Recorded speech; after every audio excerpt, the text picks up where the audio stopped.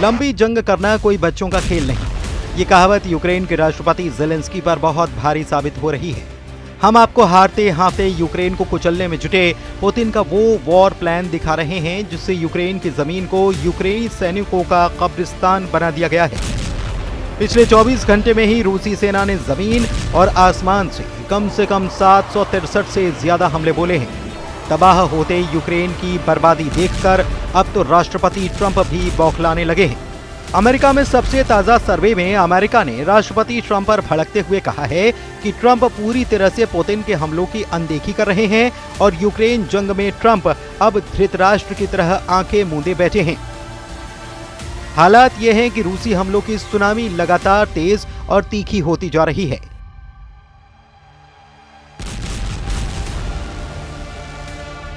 सिर्फ 24 घंटे में ही यूक्रेन के खेरसॉन, खार्किव और डोनेत्स्क में रूसी हमलों में 400 से ज्यादा बड़ी इमारतें और घर भस्म हो चुके हैं।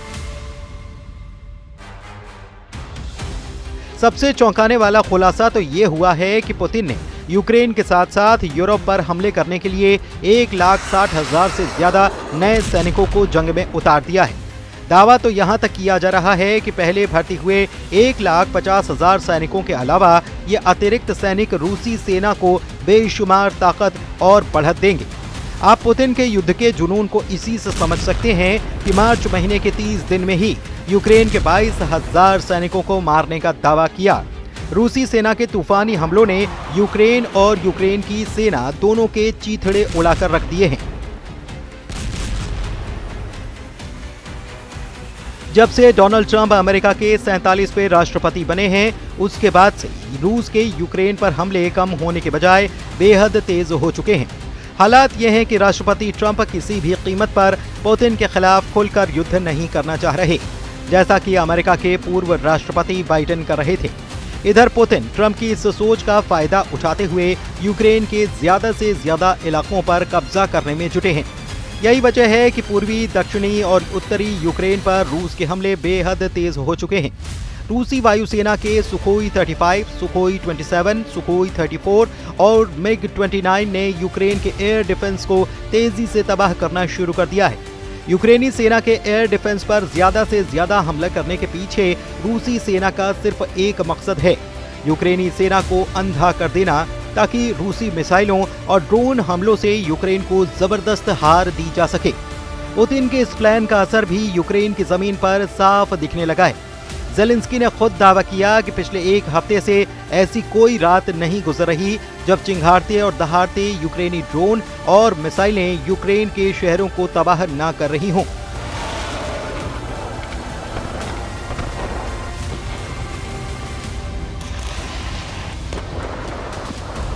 यहां तक कि राजधानी कीव में तैनात अमेरिका और यूरोप के एयर डिफेंस सिस्टम को रूसी सेना बुरी तरह से तबाह कर चुकी है, जबकि जमीन पर यूक्रेन को मिले जर्मन लेपर्ड टैंक, ब्रिटेन के चैलेंज 2 और चैलेंजर 3 टैंक और अमेरिका से मिले अब्राह टैंक भी रूसी सेना के तूफानी हमलों को रोक नहीं पा रहे हैं। रूस यूक्रेन जंग को 37 महीने हो चुके हैं।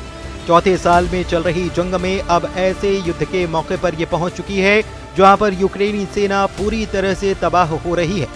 रूस की सरकारी समाचार एजेंसी ने रूसी सैन्य विशेषज्ञ आंद्रेई मारोचको के हवाले से दावा किया है कि मार्च 2025 महीने में ही रूसी सेना ने यूक्रेनी सेना को बुरी तरह से भून डाला है।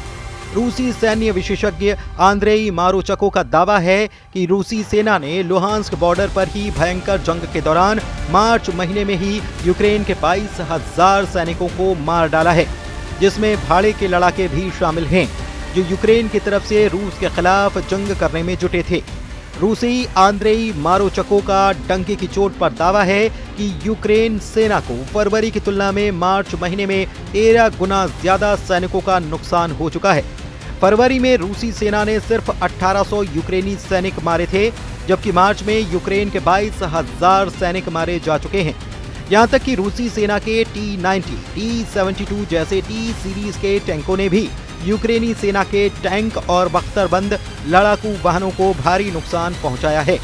आंद्रेई मारोचको का ये भी दावा है कि बख्तरबंद लड़ाकू वाहनों को भारी नुकसान हुआ है और लुहांस बॉर्डर पर ही यूक्रेन के 1100 टैंक और बख्तरबंद वाहनों को रूसी आर्टिलरी और टैंक ब्रिगेड ने उड़ा दिया है। उधर यूक्रेन के राष्ट्रपति जेलेंस्की ने कहा है कि रूसी हमलों की भौगोलिक स्थिति और क्रूर हमले सचमुच हर रोज रात में दिखाई देते हैं। पुतिन को कूटनीति की कोई परवाह नहीं है और पिछले कई हफ्तों से बिना शर्त युद्ध विराम के लिए यूएस का प्रस्ताव रहा है और लगभग हर दिन इस प्रस्ताव के जवाब में रूसी ड्रोन, बम, तोपखाने की गोलीबारी और बैलिस्टिक हमले होते हैं।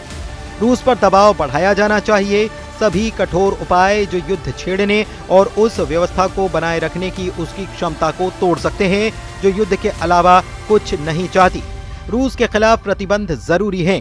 यूक्रेन के लिए ज्यादा हवाई सुरक्षा जरूरी है। सभी साथियों के बीच ज्यादा सहयोग और एकता जरूरी है।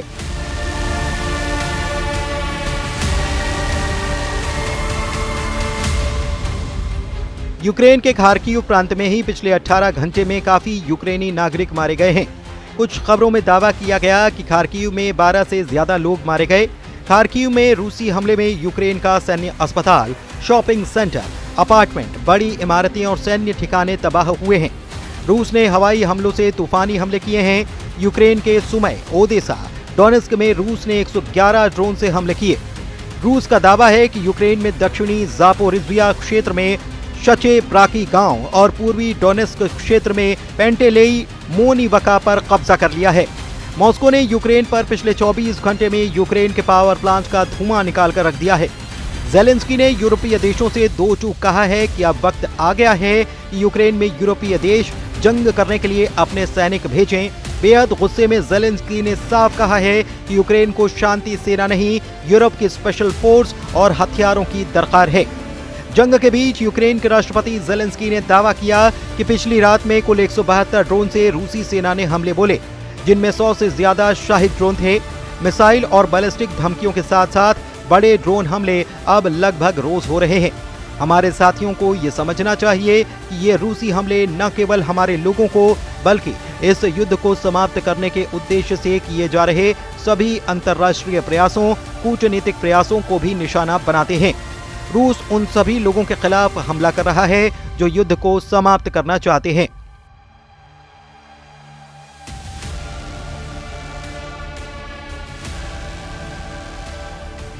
दूसरी तरफ यूक्रेन ने रूस के कुर्स्क इलाके से भागकर अब रूस के बेलगरद पर भयंकर हमले शुरू कर दिए हैं।